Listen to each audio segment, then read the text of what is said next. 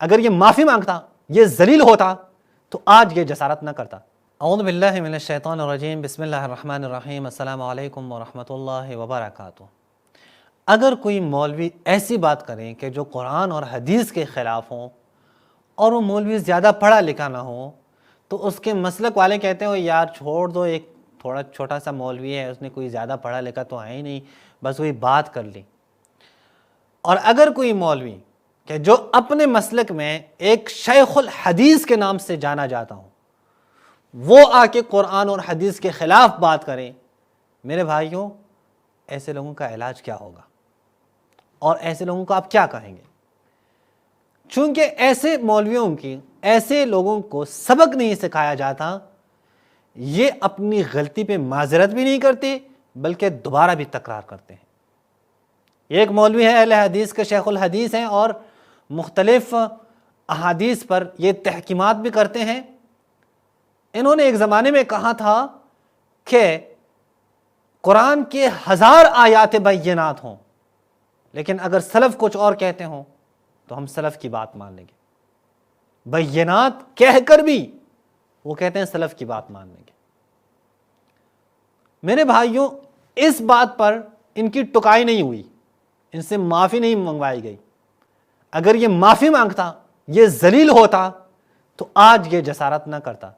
آج ایک اور جسارت کی ہے، ہم قرآن کو ہی نہیں دیکھیں گے، ہم حدیث کو بھی نہیں دیکھیں گے، ہم محدثین کو دیکھیں گے۔ اصل کیا ضرورت تھی اللہ کو قرآن بھیجنے کی؟ اصل کیا ضرورت تھی اللہ کو رسول خدا بھیجنے کی؟ آپ کے محدثین انہوں نے آنا تھا نا بعد میں۔ اگر قرآن اور حدیث کی ضرورت ہی نہیں ہے اور محدثین ہی کافی ہیں، بس محدثین نے جو کچھ کہا وہی کہا، وہ بھی وہ محدثین جو مدلس تھے، اختلاط کے شکار تھے، ایک دوسرے سے نفرت کرتے تھے، اس کے لیے آپ نے کیا سے کیا اقران کے قواعد کیا سے کیا بنایا ہے تاکہ حدیث آپ بچا سکیں۔ وہ محدثین جو ایک دوسرے پہ جھرا کرتے تھے، وہ محدثین جو کہتے تھے کہ میرے احترام کے لیے یہ فلاں راوی، یہ فلاں شخص، فلاں محدث اٹھا نہیں ہے لہٰذا ضعیف ہے۔ یہ محدثین، ان محدثین کو آپ قرار دے رہے ہیں کیا؟ پیمانہ قرار دے رہے ہیں کہ یہی ہے، یہی سب کچھ ہے، یہی ہمیں قرآن اور حدیث سے بے نیاز کرنے والے لوگ ہیں۔ اب ذرا اس مولوی کے آپ ذرا باتیں سن لیں، پھر انشاءاللہ میں آپ کی طرف آتا ہوں۔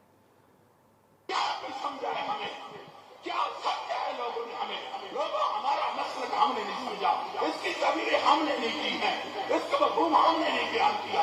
ہم تو مفاد احمدین کے ان کے در پہ کھڑے ہیں، وہ جو ہم سے منوا لے، جو ہم سے منوا لے، ہم ماننے کے لیے تیار ہیں۔ ہم نے اگلے محدثین کے قدموں میں ڈال دی ہے، محدثین جو منائے، ہم نے نہ قرآن پہ نظر کرنی ہے نہ حدیث پہ نظر کرنی ہے، نہ قرآن پہ نظر کرنی ہے نہ حدیث پہ نظر کرنی ہے، بس محدثین جو کچھ کہیں وہی مان لیں گے۔ یہ حالت ہے، ہم نے نہ قرآن پہ نظر کرنی ہے نہ حدیث پہ نظر کرنی ہے۔ یہ وہ افراد ہیں، ممنون عطا فرمان، یہ وہ افراد ہیں کہ جو کہا کرتے تھے کہ نہیں ہم نے کسی شخص کی تقلید نہیں کرنی، ہم نے حدیث کو جاننا ہے۔ آپ اٹھائیں نا، ابھی جا کے اٹھائیں یہ احسان الہی ظہیر، وہ استینیں چڑھا کر دبنگ انداز میں آ کے بولا کرتے تھا اہل حدیثوں جان لو، دنیا میں اگر کوئی ہے اس روئے زمین پر کہ جو حق پر قائم ہے وہ اہل حدیث ہے۔ کیوں؟ چونکہ ان کے ایک ہاتھ میں قرآن ہے، دوسرے ہاتھ میں رسول کی حدیث ہے۔ آج آپ اتنی ہی مختصر وقت میں اس بات پہ آئے، تقلید کی مخالفت کرتے ہوئے آپ مختلف جو اہل سنت کے ائمہ ہیں ان کی مخالفت کرتے ہوئے اس بات پہ آ گئے کہ نہیں اصل نہ قرآن ہے نہ حدیث ہے، سائڈ پہ کریں، بس محدثین ہے۔ تو پھر تقلید کریں، پھر امام ابو حنیفہ کی تقلید کریں۔ کیا مسئلہ؟ امام ابو حنیفہ کو آپ لوگوں نے گالیاں دی ہیں، امام ابو حنیفہ پہ لعنتیں آپ لوگوں نے بھیجی ہیں، امام ابو حنیفہ کی ٹکا کے توہین تم لوگوں نے کی ہے، تمہارے محدثین نے کی ہے، لعنتیں بھیجی ہیں، ان کی تکفیر کی ہیں امام ابو حنیفہ کی۔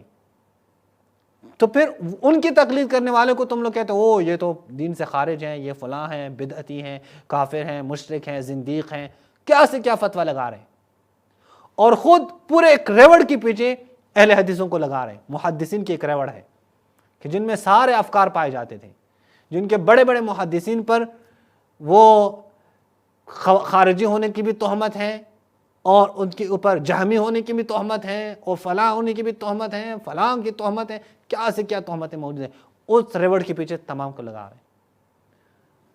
اچھا یہ تو یہاں تک بات ہو گئی۔ اب میں اس کے بعد جو ہے آپ کو ایک حافظ ڈاکٹر زبیر صاحب کے کمنٹ ذرا دکھا رہا ہوں۔ بہرحال انہوں نے تو بیان کیا ہے حافظ زبیر صاحب نے، اور واضح ہے، جن کو ان کے اندرونی معاملات کا پتہ ہو وہ واضح ہے، یعنی یہی لوگ تھے جن کے ساتھ حافظ زبیر صاحب بیٹھتے تھے۔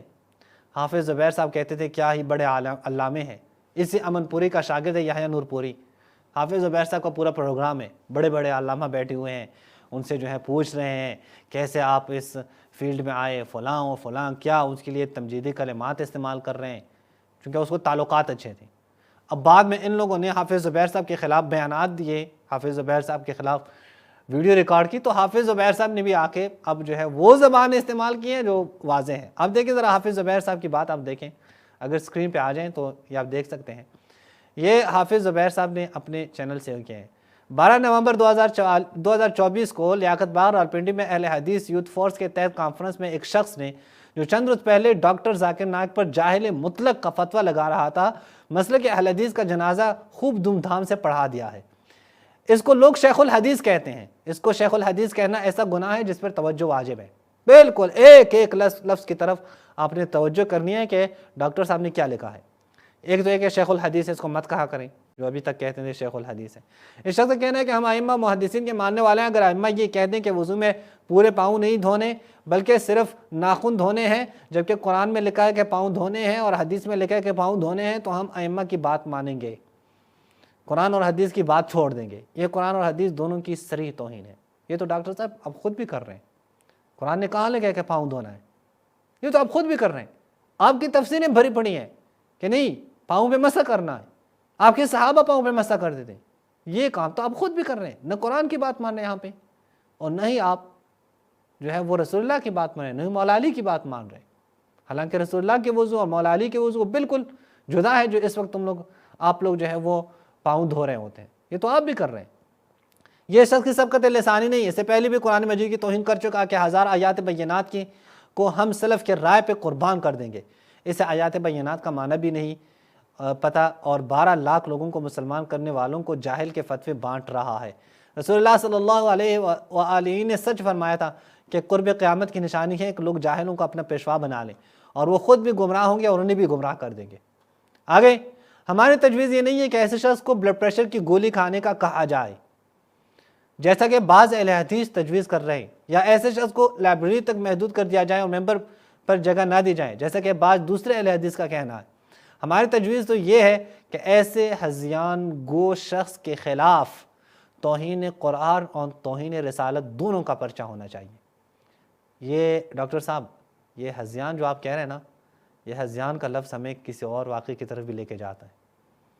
اب اللہ جانے کہ آپ اس کا دفاع کیوں کرتا ہے، اس کا تو آپ دفاع کر رہے ہیں جنہوں نے رسول اللہ کو ہذیان کہنے والا کہا، اور یہاں پہ یہ شخص صرف کہتے ہیں کہ قرآن کی آیت اور نبی کی حدیث کو ہم نہیں مانتے اور ہم سلف کو مان لیں گے۔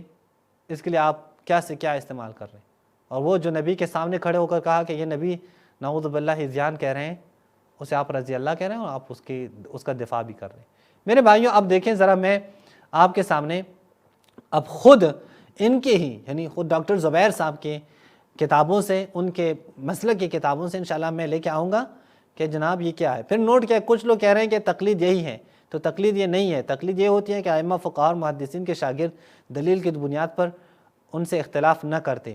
یہ تو اللہ اور اس کے رسول پر ائمہ فقہاء اور محدثین کو ترجیح دینے والا کفر ہے، یعنی کافر ہے۔ کچھ باتیں آپ یاد رکھیں۔ نمبر 1 کہ یہ کیا ہے، یہ جو ایسے کام کرتے ہیں وہ کافر ہیں، وہ کفر ہے، ہذیان کہہ رہے ہیں۔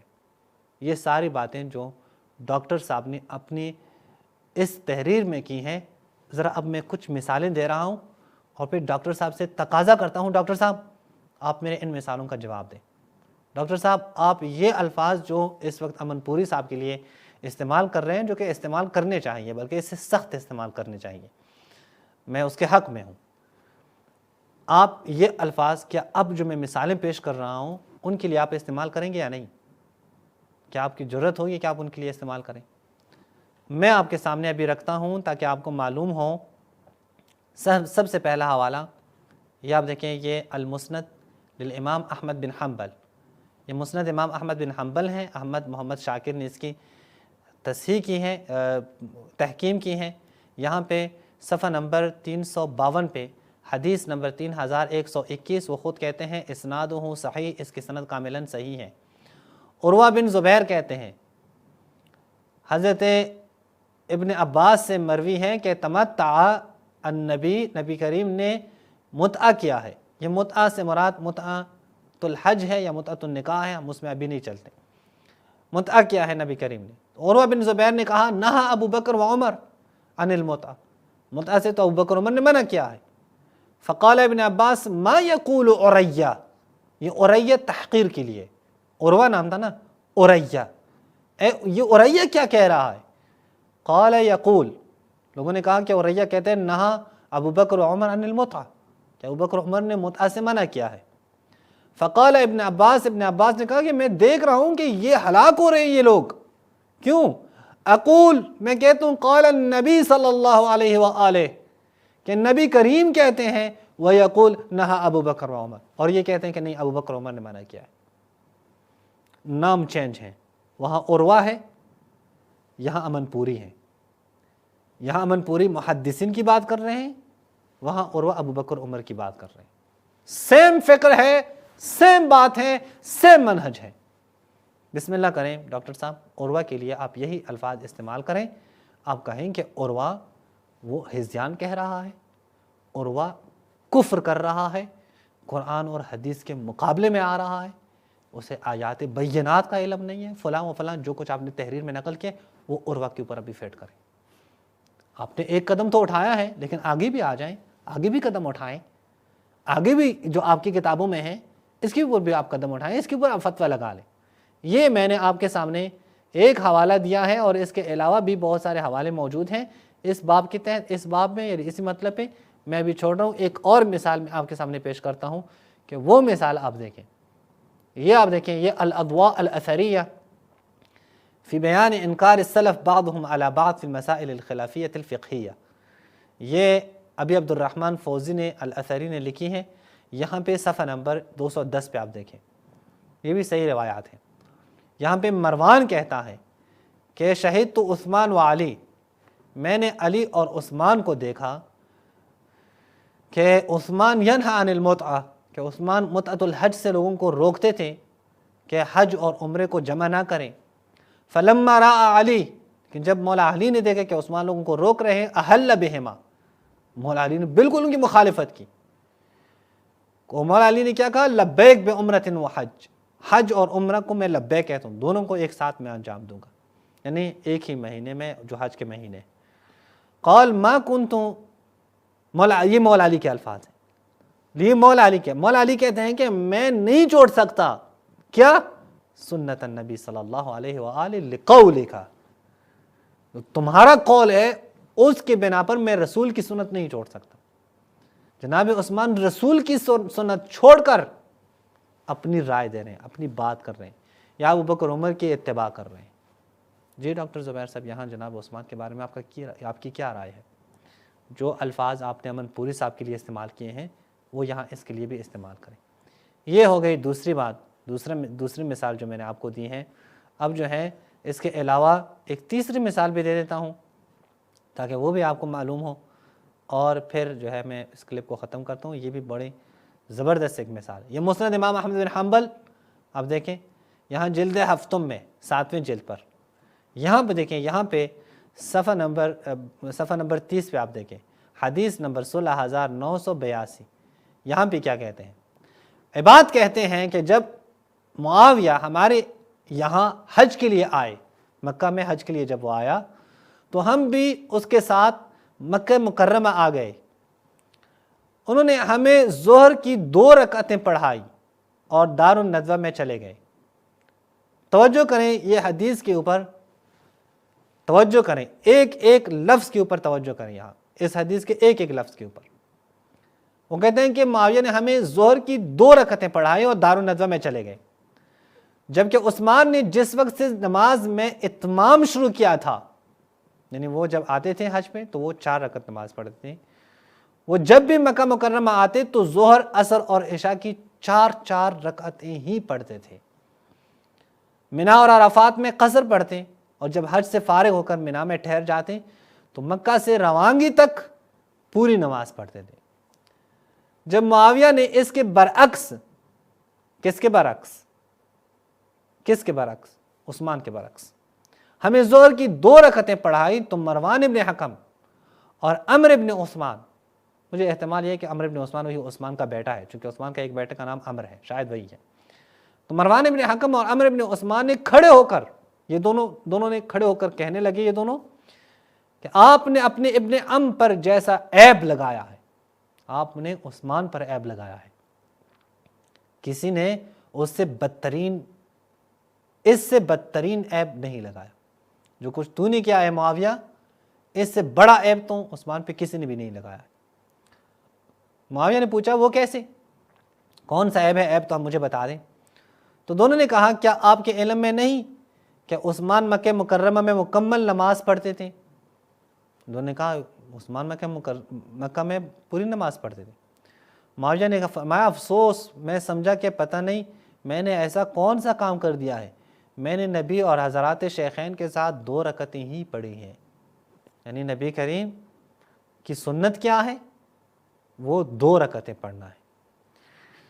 ان دونوں نے کہا کہ آپ کے ابن عم نے تو مکمل 4 رکعتیں پڑھی ہیں۔ اب یہ سامنے والے، یہ بیوقوف دماغ جو سامنے ہے نا، مروان اور عمر ابن عثمان کا، ان دماغوں کو سلام کریں۔ وہ ادھر سے کہہ رہے ہیں نبی کریم 2 رکعت پڑھتے تھے، نہیں، نبی کریم پڑھ لے نہ پڑھ لے، عثمان کی بات مانی ہے سر۔ تو یہ تو کہتے ہیں نہیں، عثمان کی بات کریں، جو کام عثمان نے کیا وہ کرنا ہوگا، نبی نے کیا ہے نہیں کیا سائڈ پہ کریں، اس کوئی ضرورت ہی نہیں ہے ان لوگوں کو۔ یہ لوگ اصل میں کلمے میں پڑھ رہے محمد رسول اللہ، لیکن عمل میں کلمہ یہ اپنے خلفاء کے پڑھ رہے ہیں، نبی کے نہیں پڑھ رہے۔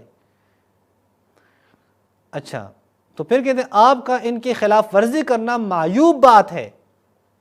اگر سکین آ جائیں تو آپ کا ان کی خلاف ورزی کرنا معیوب بات ہے، رسول کی خلاف ورزی کریں کوئی معیوب نہیں، عثمان کی خلاف ورزی نہ کریں۔ پھر کیا ہوا؟ اب اس کے بعد آپ دیکھیں، اقرار العقلاء علی انفسہم حجہ، خود اقرار کہتا نا معاویہ نے کہ میں نے رسول کے ساتھ 2 رکعتیں پڑھی ہیں۔ چنانچہ جب وہ عصر کی نماز پڑھانے کے لیے آئے تو 4 رکعتیں ہی پڑھائیں، خود ہی 2 رکعت ظہر کی پڑھ کے چلے گئے تھے اور کہا کہ رسول اللہ کی سنت ہے یہ، لیکن جب کہا نہیں عثمان معیوب سمجھے جائیں گے، ان کے اوپر عیب آ جائے گا، تو عصر میں 4 پڑھا کے چلے گئے۔ یہ حدیث میرے بھائیوں مختلف کتب میں صحیح سندوں کے ساتھ آئی ہیں، اس کی سندوں کو علماء نے صحیح کہا ہے۔